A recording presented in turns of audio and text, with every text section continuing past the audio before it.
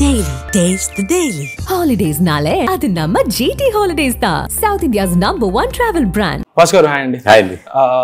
26th January Republic Day plus Sunday. Working Sunday. So generally cinema release ki mundu ela untundi sir, oka 1 month eppadi nunchi rush start avutadi? General 2 months ముందు నుంచి బాగా ఎక్కువ start అవుతుందండి. But 1 month ముందు నుంచి అయితే ఇంకా two hectic గా ఉంటుంది. అంటే ఇంకా ఒక పక్కన సినిమా ఫైనలైజ్ అవుతూ ఉంటుంది, ఒక పక్కన సెన్సార్ ఉంటుంది, అండ్ ఒక పక్కన టోటల్ ఫైనల్ అవుట్పుట్ కదా అది. సో ఇంకా అక్కడ లాస్ట్ 1 month మాత్రం ఒక యుద్ధం, మినీ యుద్ధం ఉంటుంది. సో కొంచెం వెనక్కి వెళ్దాం సార్. సో 100% లవ్ అప్పుడు one of the first films కదా మీకు, లైక్ ప్రొడక్షన్ సైడ్ ఇన్వాల్వ్ అవ్వడం. సో సుకుమార్ గారు ఈజ్ నోన్ కదా, ఆయన వర్కింగ్ డేస్ ఎక్కువ తీసుకుంటారు, అండ్ అప్పుడు మీరు నెగిటివ్ లో షూట్ చేస్తున్నారంట. సో నెగిటివ్ లో షూట్ చేస్తుంటే ఎక్స్పెన్సెస్ తగ్గించడానికి మీరు ఒక టెక్నిక్ వాడారంట, గుర్తుందా? అది కొంచెం షేర్ చేసుకోగలుగుతారా? అది యాక్చువల్ సుకుమార్ గారు ఇచ్చిన ఐడియా ఇది. అప్పుడు ఏంటంటే నెగిటివ్ అనేది ఫుటేజ్ చాలా కాస్ట్లీ అండ్ ఫుటేజ్ చాలా ఎక్కువ ఉంటుంది. సో అది 2 perp అంటారు.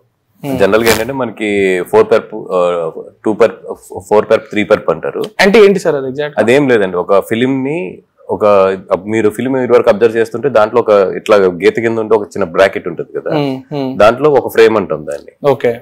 ఒకవేళ 2 perp లో షూట్ చేస్తుంటే దాన్ని హాఫ్ లో షూట్ చేస్తుంది అనమాట అది. ఓకే. అట్లాగే ఏంటంటే నెగిటివ్ ఏంటంటే 50% మనం షూట్ సేవ్ చేయొచ్చు. ఓకే. అది సుకుమార్ గారిని అప్పుడు ఆయన కెమెరామెన్ ప్రసాద్ గారు ఉండేవారండి, వాళ్ళిద్దరూ మాట్లాడుకుని అది చేశారు.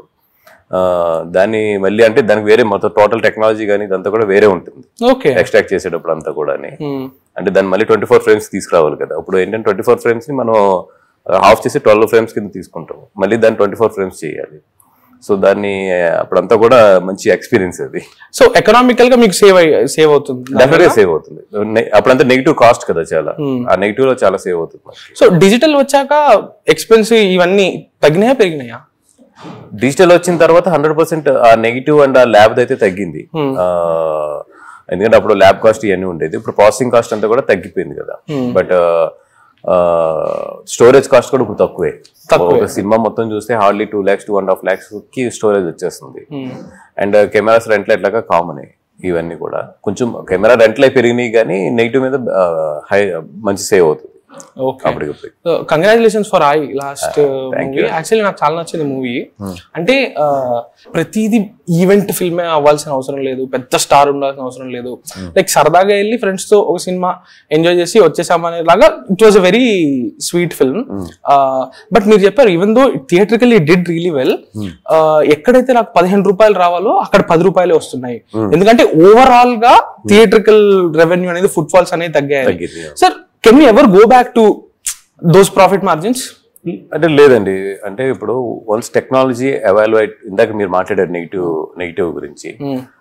ఇప్పుడు నెగిటివ్ ఉన్న రోజుల్లో డిజిటల్ కెమెరాస్ వచ్చి క్యూబ్స్ ఇవన్నీ అవైలబుల్ అవుతున్నప్పుడు చాలా మంది ఏంటంటే లేదు ఇది నిలబడదు, క్యూబ్స్ ఇవన్నీ కూడా నెగిటివ్ నిలబడుతుంది ఫైనల్ గా, దాంట్లో డెప్త్ బాగుంటుంది, కలర్స్ సాచురేషన్స్ డిఫరెంట్ ఉంటాయి, ఇవన్నీ మాట్లాడినా కూడా ఆల్వేస్ టెక్నాలజీ అనేది ఇట్ డెవలప్స్.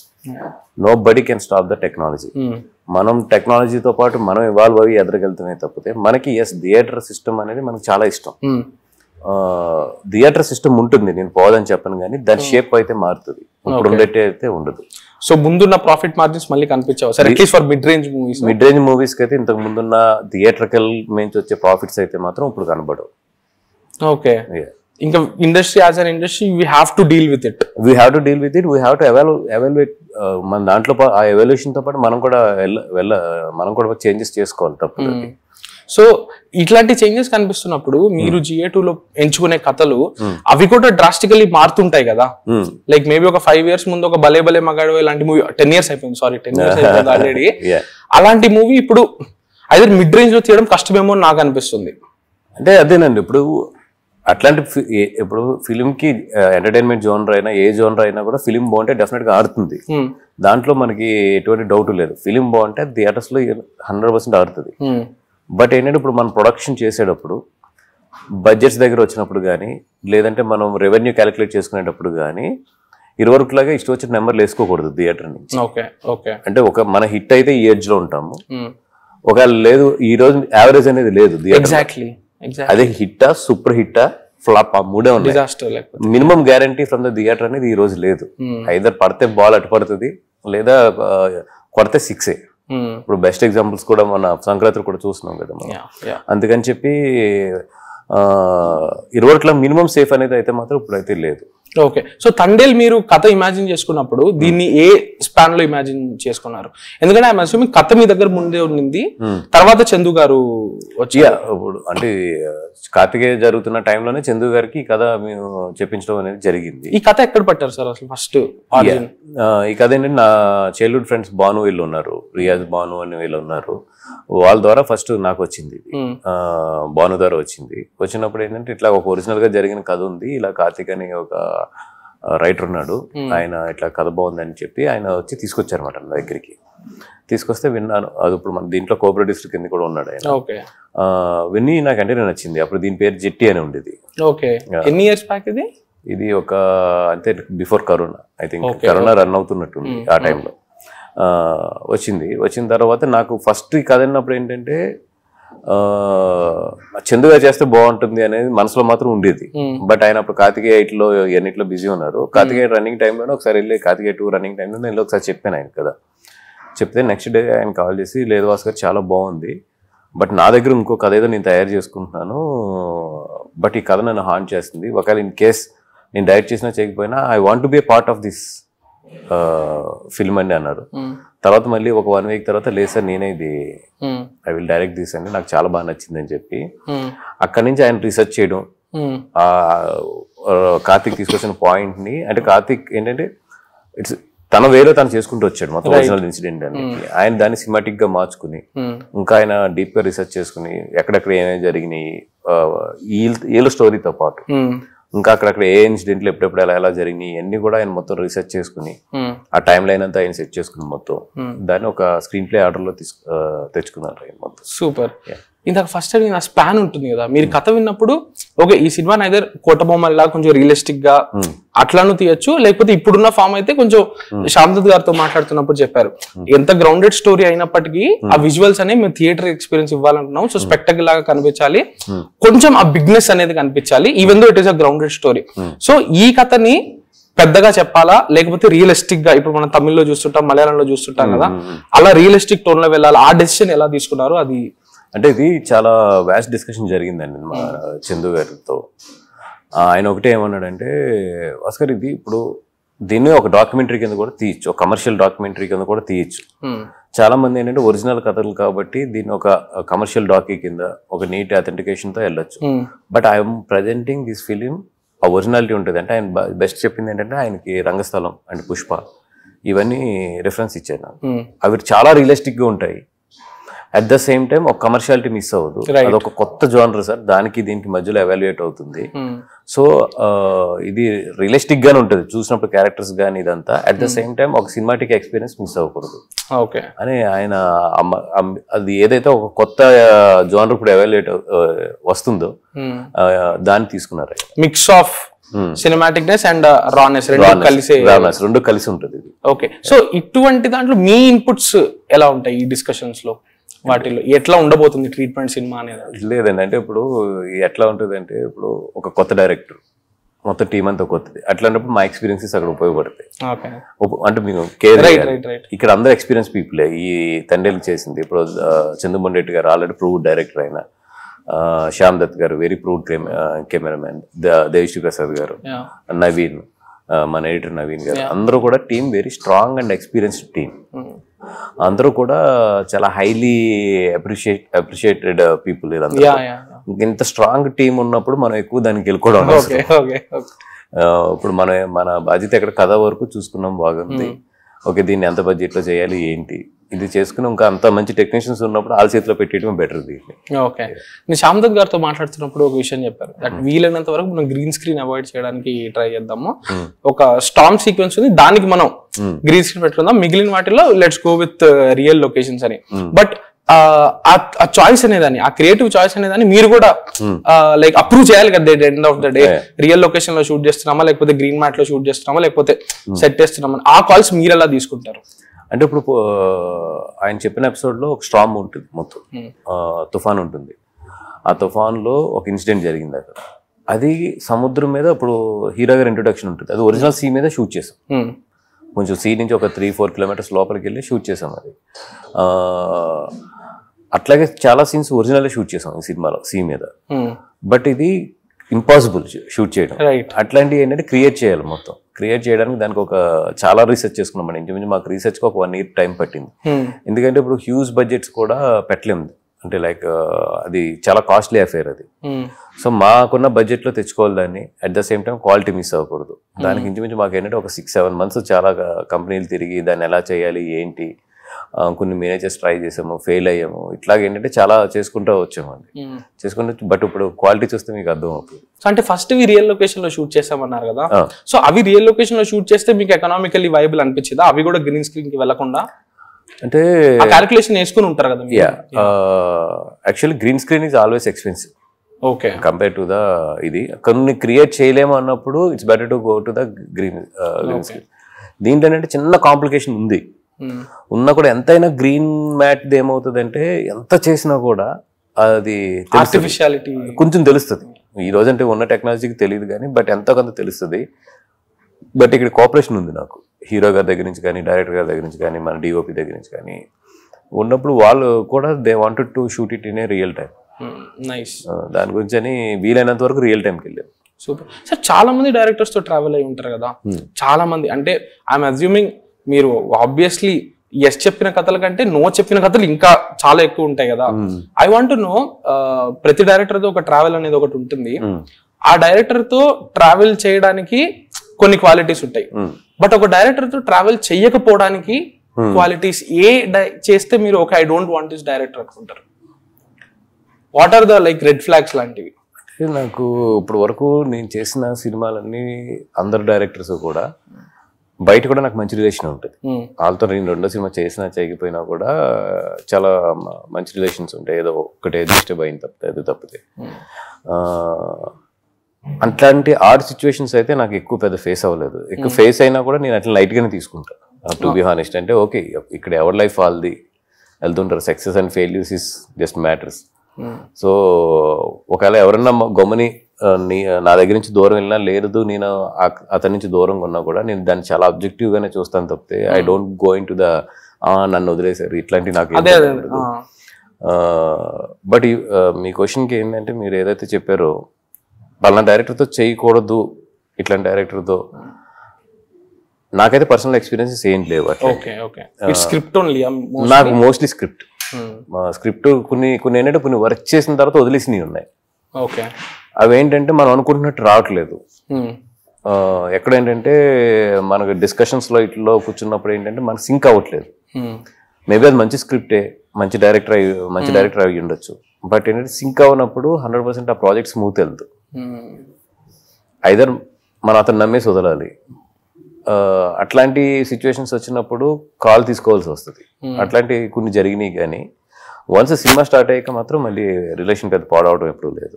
ఓకే, జిఏ2లో చేసే డైరెక్టర్స్ క్రియేటివ్ ఫ్రీడమ్ ఎంత ఉంటుంది సార్? అంటే నేను అంజీ గారితో మాట్లాడా, ఆయన నాకు కొన్ని he's a very funny, so ఆయన కొన్ని నైస్ విషయాలు చెప్పారనమాట. లైక్ క్లైమాక్స్ వచ్చేటప్పుడు వెన్ ద క్యారెక్టర్ తిరిగి వెళ్ళిపోతానన్నప్పుడు నేను నీకు డబ్బులు ఇచ్చేస్తానరా అని చెప్పినప్పుడు ఆయన ఏదో సరదాగా ఒకటి రాసి పెట్టుకుంటే మీరు వచ్చి అవన్నీ చేయకు, ఇక్కడ ఎమోషన్ వెళ్తుంది కదా, సో ఎమోషన్ గా వదిలేసాయి. అలాంటి ఇన్పుట్స్ ఇచ్చేవాళ్ళు. ఓకే, థ్యాంక్ఫుల్ ఆయన చెప్పింది కరెక్ట్ అయింది, ఆ సీన్ పండేసింది అని చెప్పి. బట్ ఆ డైరెక్టర్ ఒకటి ఉంటది కదా, నేను ఇట్లా అనుకుంటున్నా, మీ నుంచి ఒక ఇది రావచ్చు. సో ఆ హోల్ క్రియేటివ్ ఫ్రీడమ్ అనేది అది ఎట్లా ఉంటది మీతో పనిచేసే డైరెక్టర్స్ కి? అంటే ఓపెన్ గానే ఉంటుందండి. నేను మోస్ట్లీ ఏం చూస్తానంటే తీసేయమంటాం, ఫస్ట్ తీసేయమని కొన్ని కాంక్రీట్ గా ఇప్పుడు మనకు అనిపించి చెప్పేస్తాం. లేదు ఇక్కడ చూసుకో ఒకసారి ఇది కరెక్ట్ కాదేమో అనేది. కొన్నిసార్లు ఏంటంటే ఏదన్నా డైరెక్టర్ లేదు సార్ ఇది నన్ను నమ్మండి అన్నప్పుడు తీసేయమంటాం. ఓకే, తీసేయమని చూసుకుంటాం. చూసుకుని ఒకసారి మనకు తెలియదు, అది చాలా బాగా వస్తుంది ఒకసారి. అప్పుడు మనకు ఎట్లాగా మేము సినిమా రిలీజ్ చేసే ముందు 5-6 చూపిస్తాం. చూపించినప్పుడు కంప్లైంట్ ఉంటే మాత్రం then we will ask him to reshoot in a certain way. అది తప్పితే డైరెక్టర్ ఎప్పుడైతే కాన్ఫిడెంట్గా ఉన్నప్పుడు అది కాదు ఇది అనేది అయితే మాత్రం ఉండదు. సో టెస్ట్ స్క్రీనింగ్స్ కల్చర్ ఉందా సార్ మీకు, లేకపోతే just closed friends?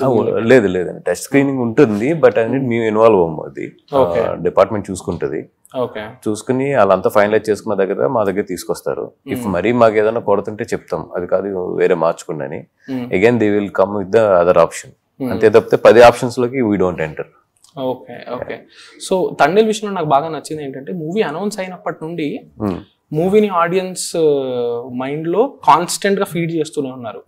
Like for every month కు ఏదో ఒక అప్డేట్ అయితే వస్తూనే ఉంది. ఆల్మోస్ట్ 2023 నుండి కూడా లైక్ ఫస్ట్ టైం విలేజ్ కి వెళ్ళారు కదా, సో అప్పుడు ఒక అప్డేట్ రావడము. So you kept the movie relevant అనమాట, అలైవ్ అనమాట.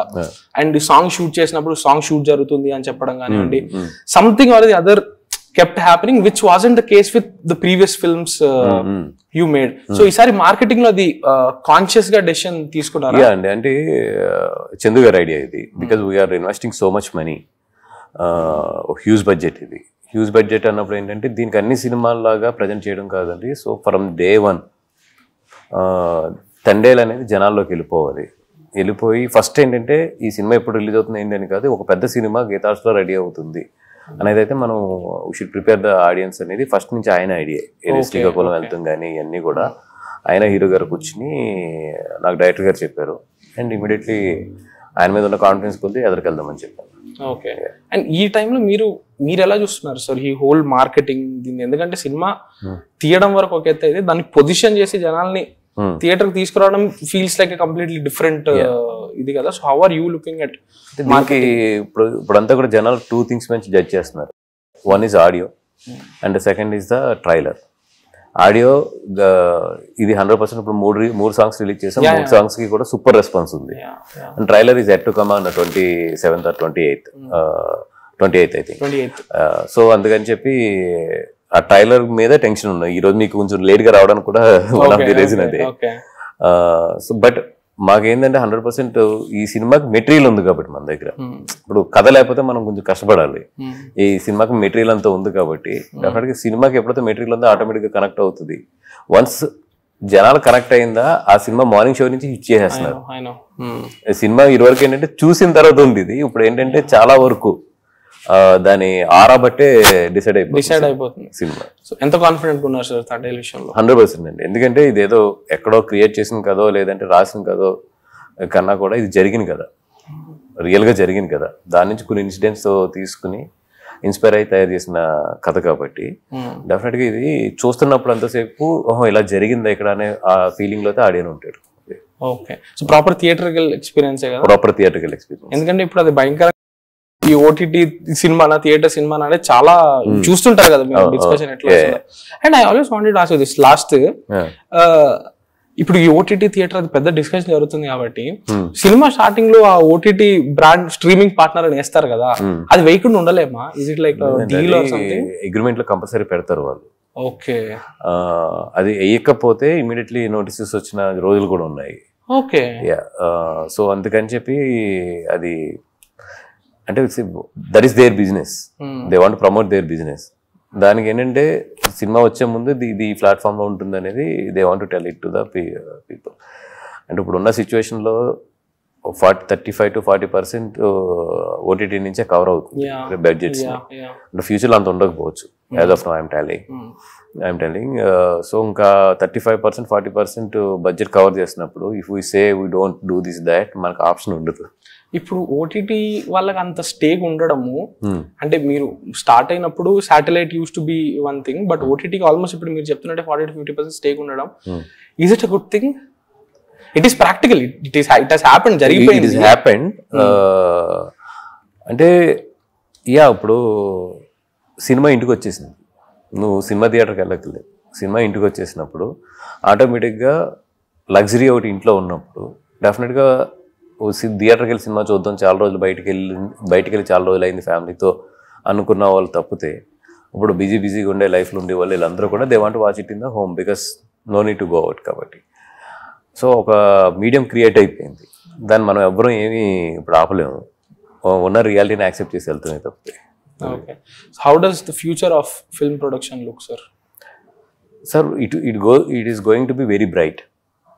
అంటే ఇప్పుడు వరకు చిన్న అనార్గనైజ్డ్గా ఓకే మార్నింగ్ ఏ రోజుకి ఆ రోజు యుద్ధమే షూటింగ్ అంటే, అట్లా కాకుండా ఇప్పుడు ఏమవుతుందంటే ఒక ఆర్గనైజ్డ్కి వస్తుంది తెలుగు ఇండస్ట్రీ కూడా. ఆర్గనైజ్ అంటే ఏ ఫ్యాక్టర్స్? అంటే షూటింగ్స్ కానీ, coming to the financial systems కానీ, కమింగ్ టు ద ఒక ఆర్గనైజ్డ్గా సినిమా తీయడం అనేది ఇప్పుడు స్టార్ట్ అయింది కొంచెం. అండ్ ఎందుకంటే ఇప్పుడు అంతా కూడా ఇంటర్నేషనల్ కంపెనీస్ కూడా ఇన్వాల్వ్ అవుతున్నాయి కాబట్టి మేము కూడా వాళ్ళ కండిషన్స్కి అనుగుణంగా మేము కూడా కొన్ని చేయాలి కాబట్టి సో ఒక గుడ్ సిస్టమ్ అయితే ఎవాల్వ్ అవుతుంది. నాకు తెలిసి ఇంకొక 4 to 5 yearsలో making of the film is going to be చాలా చేంజెస్ అయితే వస్తాయి. Making of the film technology పరంగా కానీ చాలా మంది educated people are coming in to the industry. And మన మీడియంసే మారుతున్నాయి, చూపించే మీడియంస్, సౌండ్ టెక్నాలజీ కానీ ఈ టెక్నాలజీ కానీ మొత్తం ఎవ్రీథింగ్ మారుతుంది. సో డెఫినెట్గా ఏంటంటే వితిన్ 5 to 6 yearsలో ఒక బ్రైట్ ఒక మేబీ మనం ఇప్పుడు చూసుకుంటే 3rd generation ఆఫ్ ద ఫిలింలో ఉన్నాం, 4th generation of the film will be very different. Okay, so final question, ఈ మిడ్ రేంజ్ సినిమా అనేది ఇక పైన ఉండదా? Like will we ever go back to that? ఎందుకంటే మీరే ఒక ఇంటర్వ్యూలో చెప్పారు 15 films వస్తే ఒక్క సినిమా, ఒక పెద్ద సినిమా సూపర్ హిట్ అవుతుంది, మిగిలిన 14 films లేకపోతే మిగిలిన ఏ థియేటర్ లో అయితే వాడుతున్నాయో అవి బిలీడింగ్ లోనే ఉంటున్నాయి. సో పెద్ద సినిమానే చాలా రేర్ గానే వస్తుంది and people are interested in big films only. So how are we going to, as I know it's a very broad question, you are just a part of this, so how are we as an industry going to tackle that? అంటే ఇప్పుడు ఉన్న present situation లో అయితే మీరు observe చేస్తున్న దాంట్లో 3 things ఉన్నాయి. 1, big film, అంటే చూస్తే లార్జర్ దెన్ లైఫ్ ఫిలిం. 2, మన దగ్గర అంత డబ్బులు లేవు, అంత ఇది లేదు, మన దగ్గర అంత బడ్జెట్ లేదు, అవుట్ అండ్ అవుట్ వాడిని కూర్చోబెట్టి నవ్వించి లేపాలి, ఎంటర్టైనర్ వాడు ఫ్యామిలీతో వెళ్ళి హ్యాపీగా నవ్వుకుని గట్టిగా ఎంజాయ్ చేస్తూ బయటికి ఎన్ని బాధలున్నా మర్చిపోయి సినిమా లైక్ ఆయి కానీ మత్తు వదలరా ఇట్లాంటివి మిడ్ రేంజ్ ఆయన టెలి. ఇప్పుడు రీసెంట్ గా Sankranti is not mid range, it's above the mid range. So అట్లాంటి అంటే 100% కథ ఉన్నా ఏది ఉన్నా ఎట్లా ఉన్నా ఏది ఉన్నా కూడా when we are giving the entertainment we should be very clear what is our genre. అది ever lasting sir? Entertainment is ever lasting. Comedy అనేది ఒకటి ఏంటంటే ఎమోషనల్ వైజ్ చెప్పే ఫిలిమ్స్ ఏదైతే ఉన్నాయో అట్లని we have to wait and watch, దాన్ని ఎలా మారుతుంది ఏంటి అనేది. ఇప్పుడు వరకు అయితే థియేటర్లకి ఈ 2 మాత్రం సేఫ్ జోన్ లో ఉన్నాయి. థర్డ్ థింగ్ వచ్చి ఇప్పుడు రియల్ స్టోరీస్, మన అమరాన్ తీసుకోండి, అట్లాగే ఏంటంటే పీపుల్లో ఎమోషన్ కనెక్ట్ అయ్యే స్టోరీస్ ఉంటాయి కొన్ని. ఈ లవ్ స్టోరీస్ జానర్ ఏంటనేది మాత్రం we have to wait and watch. Super. Thank you so much for the time, sir. I really like the direction GA2 is going in. I know ఆ Covid అప్పుడు ఆ hiccup ఉన్నింది, something like చావు కపూర్ చల్లగా should have ideally done well. నాకు చాలా ఇష్టమైన movie అది, 18 pages కూడా, బట్ ఆ కోవిడ్ ఆ టైంలో అవి బఫర్ లో పడడం వల్ల అయ్యాయి. But all the very best for to select good scripts and to continue making great films. Thank you so much. Thank you. Taste Daily. Taste the Daily. Holidays nale adu namma GT Holidays da, South India's #1 travel brand.